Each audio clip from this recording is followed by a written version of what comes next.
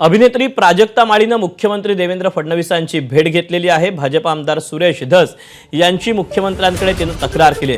सुरेश धस यांच्याबाबत फडणवीस आता कोणती भूमिका घेणार याकडे सगळ्यांचं लक्ष लागलेलं आहे। तर या सगळ्याबाबत तिनं निवेदन देखील फडणवीसांना दिलेलं आहे आणि काल पत्रकार परिषद घेऊन सुद्धा प्राजक्तानं आपली भूमिका स्पष्ट केलेली होती। मुख्यमंत्र्यांची भेट घेणार असल्याचं तिनं सांगितलेलं होतं। अपडेट जाणून घेऊयात, अभिषेक मुठाळ आपल्या सोबत आहे। अभिषेक, फडणवीस आणि प्राजक्ता माळी या दोघांची भेट झाल्याचं तर समजतंय, या भेटीचा तपशील काय?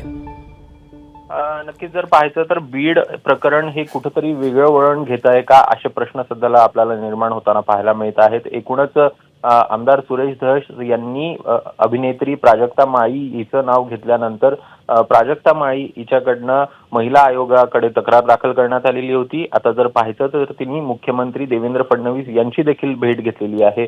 आई वडील आणि भावासोबत तिनं ही आताच थोड्या वेळापूर्वी भेट घेतलेली आहे आणि या संदर्भात तिच्याकडनं रीतसर निवेदन देखील देण्यात आलेलं आहे। एकूणच या संदर्भात कारवाई करावी अशा प्रकारची मागणी आपल्याला यामधनं होताना पाहायला मिळत आहे। नेमकं आता मुख्यमंत्री काय भूमिका घेत आहेत, कशा प्रकारे ह्या तक्रारीला उत्तर देत आहेत हे बघणं महत्त्वाचं असेल।